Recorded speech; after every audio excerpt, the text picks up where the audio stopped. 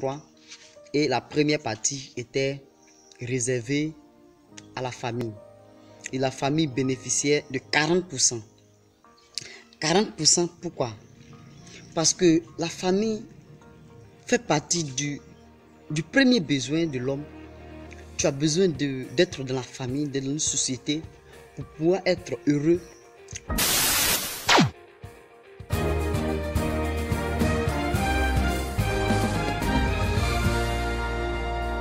Mesdames et messieurs, bonjour ou bonsoir. Tout dépend de l'heure à laquelle vous me recevrez. Et aujourd'hui, on va parler de l'épargne. Un type d'épargne qui est vraiment évident. 40, 30, 30. 30, 40. Bon, ça dépend de ça. C'est-à-dire 30 plus 30, ça fait 40. Et du quand même. 30 plus 30, ça fait 60 et 40%. Donc, quand on épargne, voilà ce qu'il faut faire.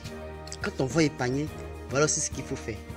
Parce que nous sommes dans une société qui a besoin de prendre de l'ampleur. On a besoin d'améliorer notre société.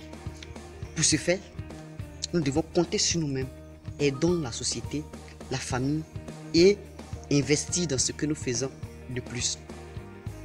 La méthode est quoi?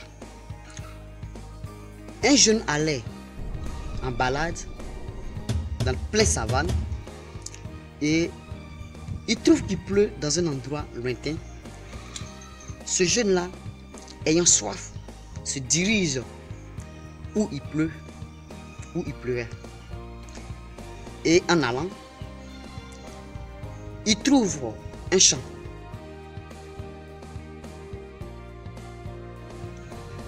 Ce champ qui se trouvait au milieu du désert était bien arrosé, les plantes étaient très bien vertes et autres.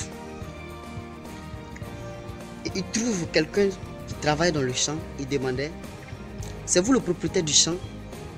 Le jeune répondait: oui, c'est moi qui suis le propriétaire. Ok, comme c'est vous qui êtes le propriétaire, donnez-moi votre méthode pour pouvoir réussir dans ce désert. L'idée que nous devons comprendre est que l'histoire n'est pas encore finie. L'idée que nous devons comprendre est que c'est ce que nous faisons, ce sont les actes que nous posons qui nous rendent riches et prospères. Si nous ne faisons rien pour améliorer la communauté ou bien prendre soin des autres, ce que nous allons faire ne va pas nous servir à grande chose. Et le monsieur, il revient encore sur l'histoire bien sûr. Le cultivateur, c'est-à-dire l'agriculteur, lui donne le secret en disant: la méthode que j'applique, c'est simple. La méthode est du 30-30-40. Vous pouvez renverser comme vous voulez. 40-30-30. Bon, vous renversez comme vous voulez. Pour dire que la méthode est laquelle? Est qu'il prend une partie pour la famille, deuxième partie pour la société et la troisième partie pour réinvestir.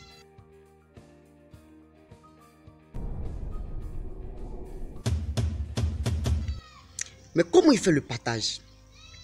En l'expliquant, il disait: lorsque tu travailles, tu dois t'occuper premièrement de la famille. Si tu ne t'occupes pas de ta famille, tu es appelé irresponsable. Et l'irresponsable, c'est quelqu'un qui ne prend pas soin de sa famille, qui ne donne pas l'argent du marché, qui ne donne rien pour s'occuper de sa femme et de ses enfants. Les personnes qu'il a laissées à la maison avant de sortir, ils ne donnent rien pour couvrir à leurs besoins personnels et même aller et revenir et trouver de la nourriture. C'est vraiment une grâce quand tu prends soin de ta famille. Une bénédiction qui accompagne ce geste. Pensez-vous que ce jeune qui se promenait simplement dans le désert est parti par le fruit d'un hasard? Non.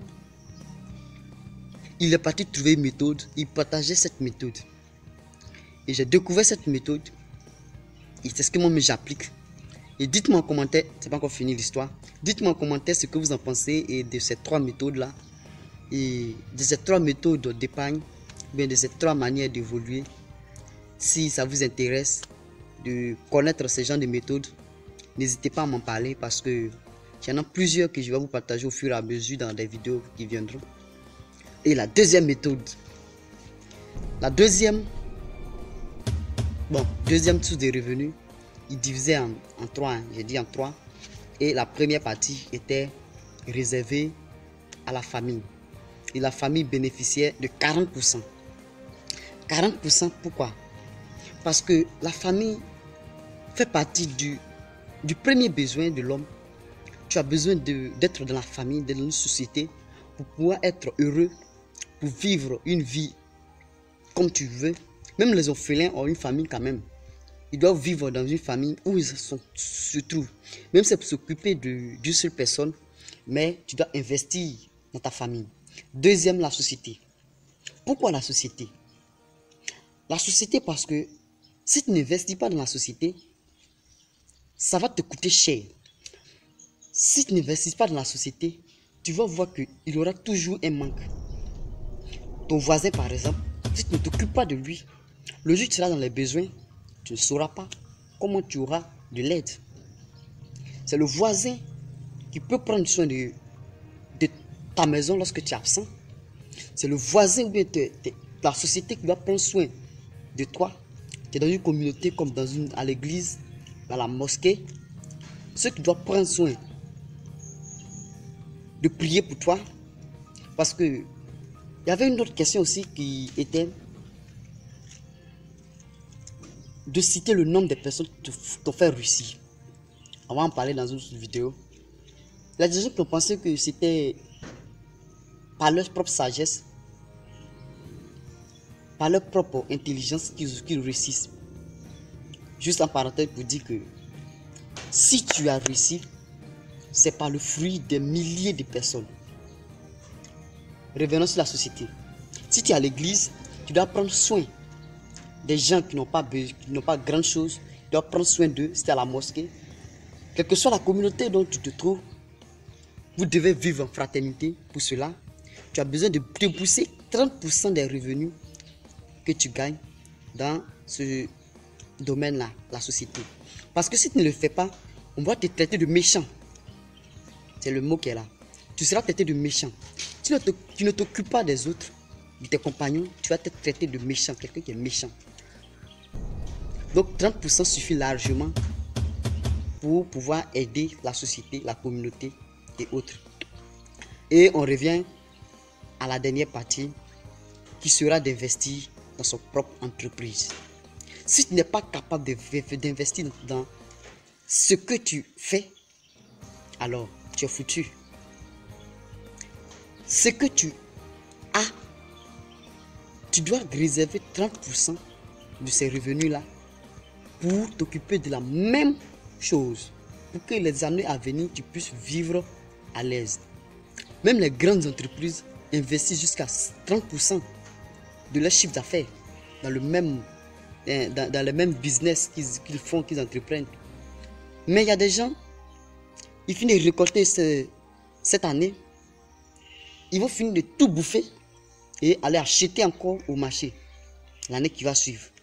Alors, tu as travaillé pour quoi? Rien. Tu as travaillé pour faire quelque chose d'utile. Pour cela, tu dois réserver ces 30% là pour réinvestir dans ton entreprise. Si c'est le champ que tu fais, tu dois prendre tes 30% et investir dans le champ. Si c'est de la coiffure, un salon de coiffure que tu as, tu dois prendre ces 30% pour réinvestir dans la coiffure. C'est sincèrement, si tu ne peux pas prendre cet argent-là, tu ne peux pas augmenter le magasin, mais tu peux prendre ces 30% économisés pour ouvrir deuxième salon de coiffure. C'est l'objectif qui est là. Et c'est ce que nous devons veiller à ça, à pouvoir évoluer, parce que c'est ça qui va nous maintenir dans la force, c'est ça qui va nous rendre grands, des leaders de demain. Si nous ne faisons pas ces trois choses-là, nous ne prenons pas soin de la société, nous ne prenons pas soin de notre famille, nous ne prenons pas soin de notre entreprise, ce sera une perte vraiment qui sera tellement énorme que on n'aura pas grand chose à dire. C'est tout pour cette vidéo et dites-moi si cette méthode vous a arrangé et partage cette méthode à des gens qui ont envie de voir, qui ont envie de connaître quelque chose de plus. Et ne gardez pas ça pour vous seul, parce que c'est pas vous seul qui allez réussir, Nous avons besoin de ça pour que l'Afrique puisse développer, investir. Donc regardez-moi ce beau espace derrière moi. C'est vraiment intéressant. Bisous, ciao.